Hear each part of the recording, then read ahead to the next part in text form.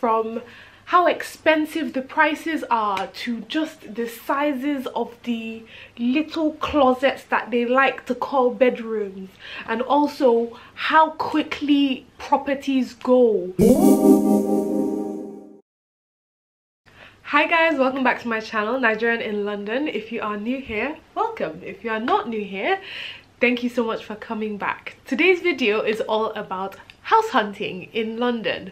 So if you have tried to look for a house in London, you will know how difficult it is, from how expensive the prices are to just the sizes of the little closets that they like to call bedrooms, and also how quickly properties go.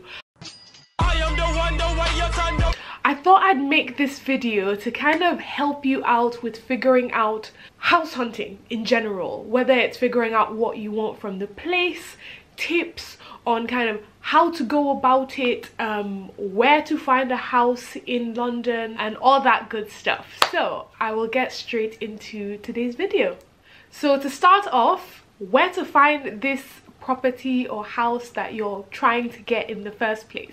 So if you are comfortable with house sharing, which I have house shared in a number of different properties, Spare Room is the one I've used actually. Spare Room is, I believe, both a website and an app where you can find people's kind of spare rooms or properties that are more open to a sharing kind of situation. Outside of that, you have Rightmove. Rightmove is actually what we used to find this house that we live in right now. Rightmove tends to be one that's more for a whole property, so that could be like a house or a flat with multiple bedrooms, or even one bedroom or a studio or whatever, but not particularly sharing. So if you're on your own and looking to share, Spare Room's for you. If, for example, you want to actually share with a group of friends and like it's just you guys, you can use Rightmove to get the whole property, and then obviously you split it in between yourselves. You need to tell the landlord about that. Or if you're just renting on your own, again, Rightmove is the one for you. The other alternative is actually signing up with a real estate agency. So a lot of the agencies, you see them on the high streets and stuff. They do have the option for you to sign up with them, and then they will send you properties directly. The good thing about these tends to be houses on Spare Room, Rightmove, all these places, they go quickly. So if you are signed up with an estate agent, for instance, they actually share properties with you at times before they even hit like the masses, if that makes sense. The downside to them is at times you have to pay for this service outside of the normal kind of agency fee and all that. You have to pay to access kind of their database of properties, and at times people kind of have had issues with the properties. Like if, for example, you've paid to access their 10 or 20 or whatever properties, if you don't like any of them, you've paid already. So the next major thing is area, picking out an area to live in. Now I have actually gotten a couple questions from you guys asking me, where should I live when I move to London? What area is best? To be quite honest, I don't think anyone can answer that question for you. The thing is, it's dependent on your life and your lifestyle. So for most people, proximity to their work is the most sensible thing, and then possibly areas where either they have family or areas that have amenities that they require. It could be any of those things. So it wouldn't really make sense for me to say, for example, I have a preference usually of Southeast London, to say live somewhere in Southeast London and technically where you work is like Northwest. if that makes sense. So usually the things you think of are, where's your work? What zones do you want to live in? So the way London is arranged, there's the main zones are zone 1 to 6.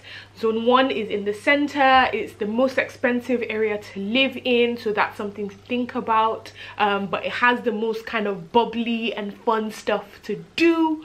As you move out, things get cheaper. Zone 2, 3, 4, 5, 6. So you probably want to think about what zone you're comfortable in, kind of how far away from, possibly if you work in central London, which a lot of us do, how far away from that you want to, or you're comfortable living in.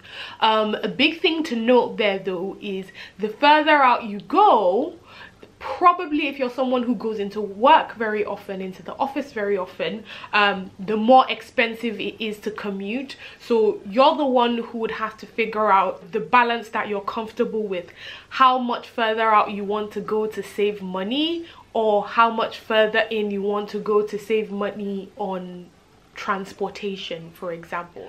Another big thing is how many bedrooms you want to have.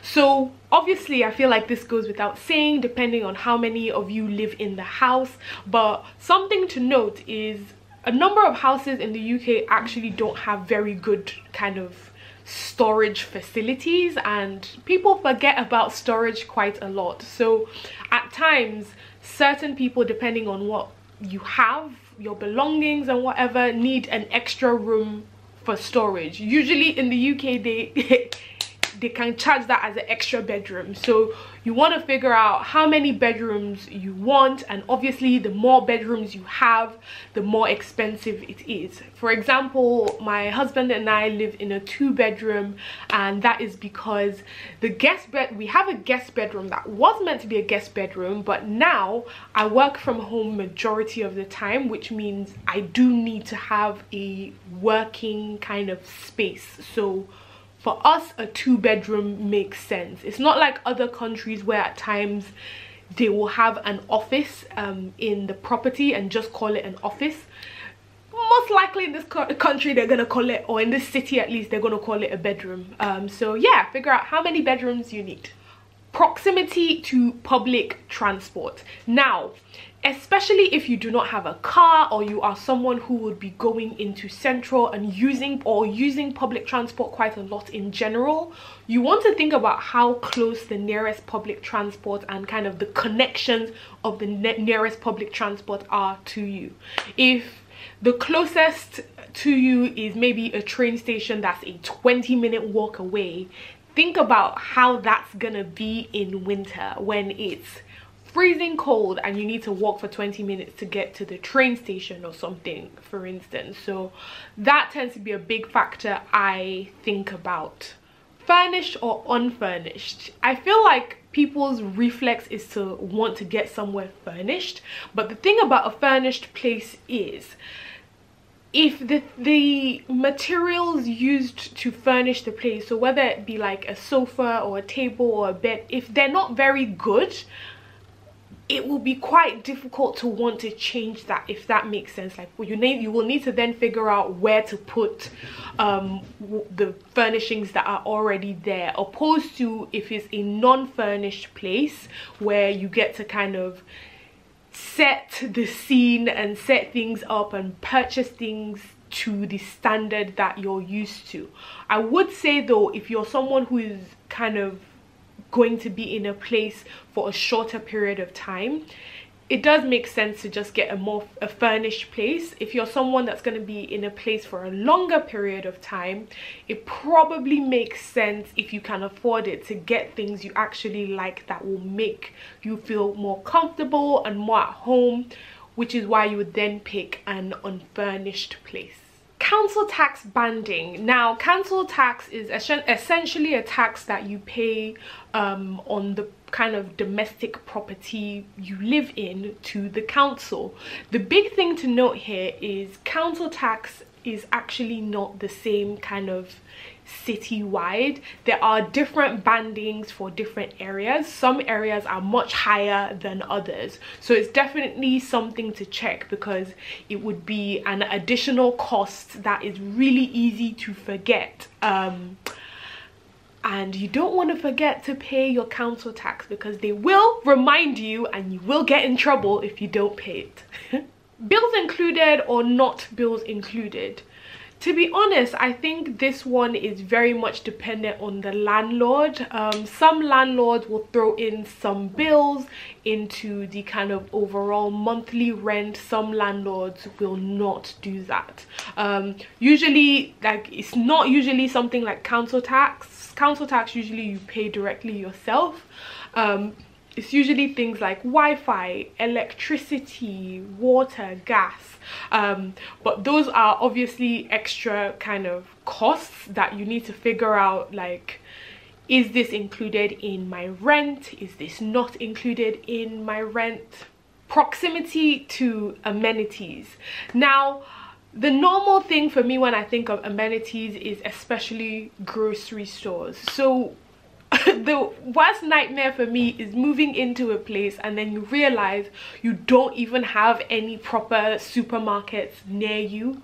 Imagine having to actually like commute to get groceries every week. That would be an absolute pain. And I know you can get delivery, which I usually do, but sometimes you just need to go into the shop yourself. So it's a good idea to think about what amenities are available near the property that you want to rent, especially if you're someone, for example, who going to the gym very regularly is important to you. You might want to find a property that has a gym close by instead of you having to hop on a train or a bus or something to get there.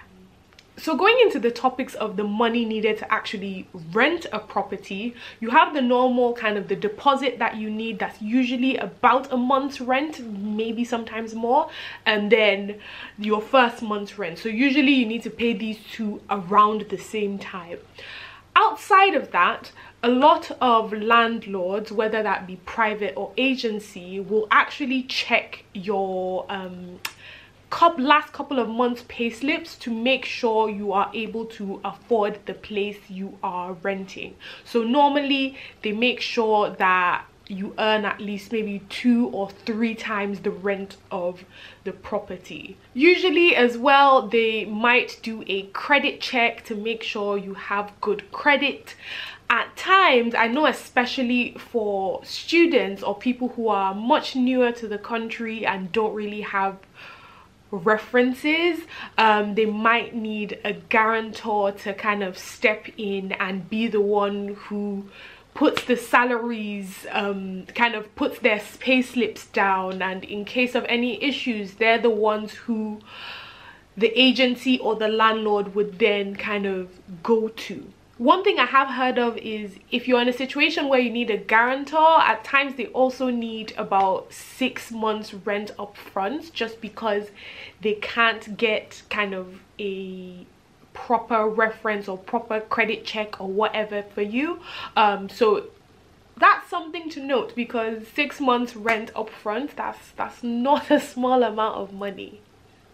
And last but not least, if you are renting in London, one thing you will learn is that the moment you see a place you like, you need to show interest. And by show interest, I usually mean put down a bit of money or a deposit or whatever is required, because places will go so quickly, so quickly, regardless of like even how expensive they are or whatever. Sometimes people will swoop in and even offer more than was requested in the first place. So it is very much a fastest fingers situation. So you really need to figure out what it is you want and make sure you go for it. And that's it for today's video, guys. I hope you enjoyed the video and found it helpful, and I will see you in the next one. Bye.